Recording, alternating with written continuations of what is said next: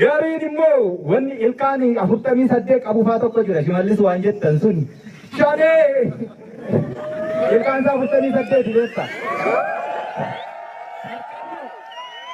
Harkarroon akkasii sun shanee maal beekti Lammaa Magarsaa tokkanaayi. Yaaboo kuni gaafa haati isaa handhuurtee iyyuu sobaa isa handhuuran fakkaata. Lammaa Magarsaa sin hoogganabbo. Nu warra Lammaa Magarsaa iyyuu gara qabsootti fide yaaboon beektu. Warri har'a asitti qawwee hidhachuu dhufe isa kaleessa beeke. Akaa darbachaa ture warra akka Shimallis warra akka Lammaayyuu gara fuulduraatti gabrummaan akka sabaatti qabnurraa gabrummaa akka dhuunfaatti Tigiree jalatti cafa qabanii bulan keessaa iyyuu nutu baase. Akkasuma akkasuma dargaggeessicha inni har'a hidhate suni Lammaan maal isa hooggana?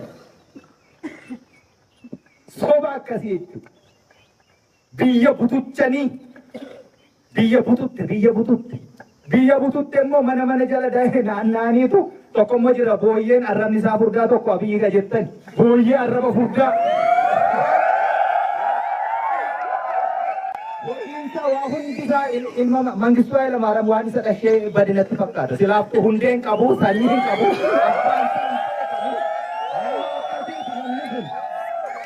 Yaaboo yaa argine warra kana waliin teenyee keessee waa waliin haasoftu miti. Biraanuu Juulaa seera addunyaatu hin beekani. Seera addunyaa dhiisii obboon seera isa biraatu hin beeka. Warri waliin teenye immoo seeruma biyyittii konstituushinii biyyittiirra waan jiru iyyuu akkatti haasa'u hin qabu. Kanaaf walii galuu dadhabne beekta. Seera addunyaa miti seeruma biyyittii seeruma Itoophiyaa konstituushinii Itoophiyaan ittiin bulturra waan jiru kun akkasidha nawaa dhiyeessitu gadi baheetu wal gaafatee deebi'a jechuudha. Nama akkasii nama uffatuma keessa dhaabbatudha argina. Uummanni Oromoo waan ittiin xumurachuu qabu karaa hedduu jira. Nagaafis nuti ammayyuu har'ayyuu balballi keenya bana.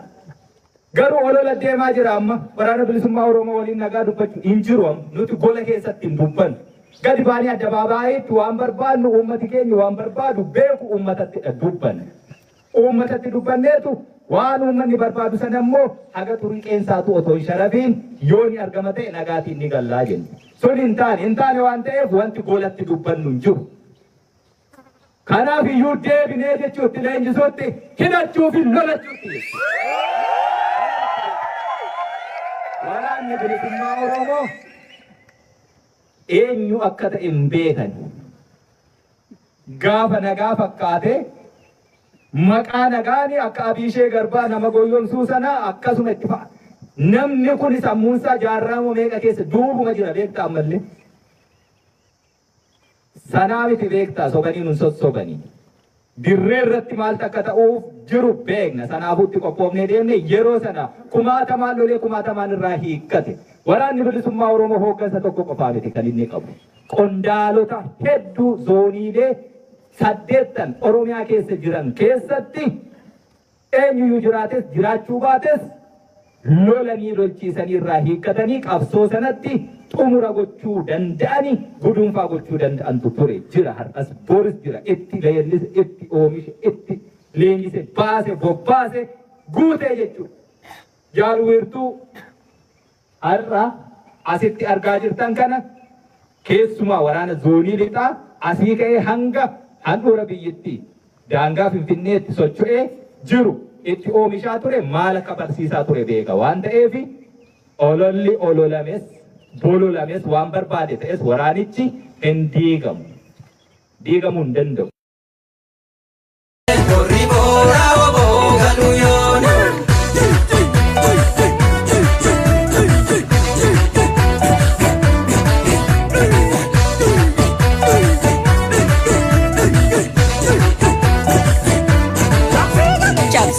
Sababa uyomi, chapsi gali. Sababa uyomi, chapsi gali. Tangago kalomi, chapsi gali. Jirenya waraka, chapsi gali. Sababa uyomi, chapsi gali. Waboko bahaka, chapsi gali. Galmi kanke haka, chapsi gali. Ejenno ke keessa dhaabbatudha argina.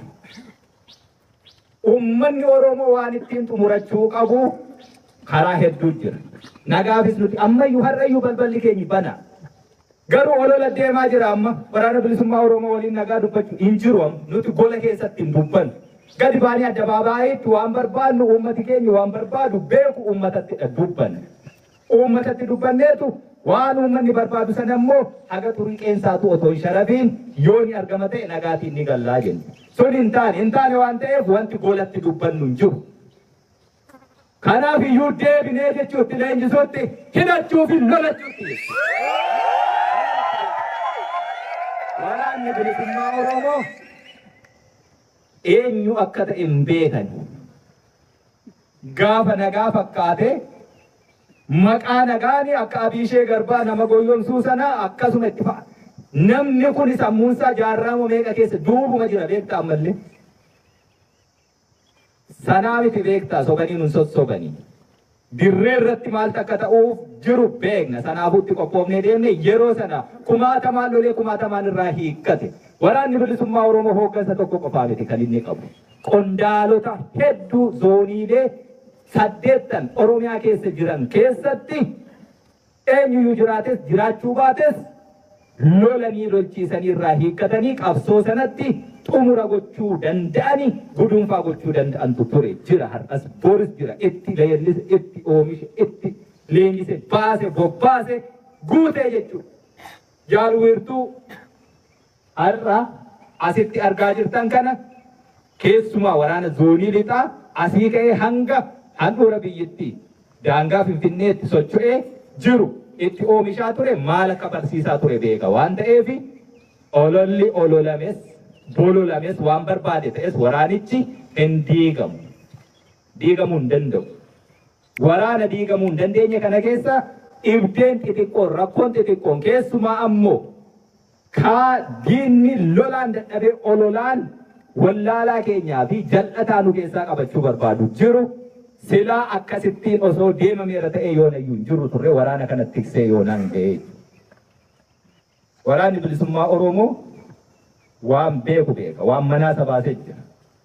Gabrummaan manaasa baase, roorrootu manaasa baase, bilisummaatu immoo sagashe. Bilisummaan sun immoo karaa kamuu haa dhufu osoo hin sharafamii yoo dhufe ni ta'a. Jarri kun immoo bulgu karkarroo booyyeen amma sinii himi. Warra gabrummaa keessatti gabrummaa biraa jala kophee namaa haxaa ol guddate. Warri akkasii kun bakka ammaa kana ga'uufi lafa meeqa boolla meeqa warra seenaa gad'aantummaa qorqalbii hama xiqqeenya sammuu ofii keessatti qabaatee ol dhufe waan ta'eef qabsoon keenya achitti ol isaan kaa'e gonkumaa achii ka'uu hin danda'an. Kanaaf nagaan hin jiru. Nagaan haasofnus hin jiru kana booddee. Kan nuti haasofnu qubaanii jechuudha. Dhaloota qubeetis dhaloota qubaatis. Akkasumatti dhiiroo. Kan asii baatanii rakkoo guddaa keessa jira uummanni keenya. Rakkoon suni nutu fide.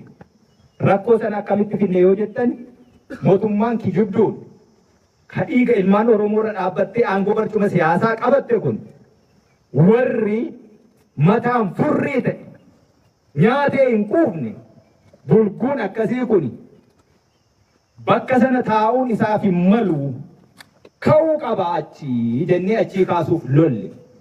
Achii kaasuuf waan lollee fi akka barbaadetti guutummaa Oromiyaa keessa bulufuu hin danda'u qawwee isaatiin nagaa tiksisiisuu hin danda'u. Erga isa lollee akka inni Oromiyaa keessa akka barbaade hin garmaamne goone waan gochuu qabnutu nurra ture. Wanti gochuu qabnu bakka isaa nuti immoo lafa dhagnee akka inni hin garmaamne goonetti nagaa tasgabbii fiduutu nurra ture. Nagaaf tasgabbii fiduu dadhabuun keenyi suni gaafatama jalaa nuun baasu. Mootummichi mootummaayyuu miti sun hattoota shiftoota jechuudha. Shiftaa magaala keessa.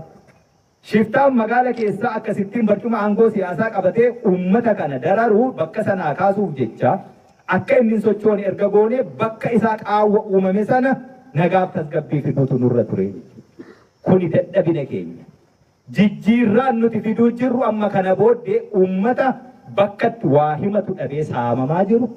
Uummata seerri iddootti kabajamuu fi dhabee ukkaamsamee guyyaarraa guyyaatti saamamaa jiru. Isa sanaaf nagaa fi tasgabbii buusuu akka inni nagaan bahee qotatee daldalatee baratee nagaan naannoo isaatti tasgabbiin naannoo isaatti bu'ee jiraatu gochuutu nurra jira.